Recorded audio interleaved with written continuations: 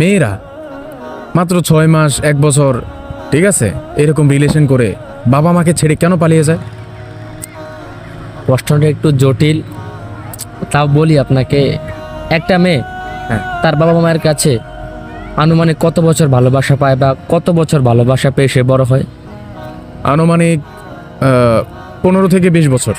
15 থেকে 20 বছর। হ্যাঁ 15 থেকে 20 বছর পরে এমন হ্যাঁ 15 থেকে 20 আর বছর। একটা মানে যার সাথে পালিয়ে যায় তার কথা বলছেন, মানে রিলেশন তার সাথে কত বছর করে আর কি?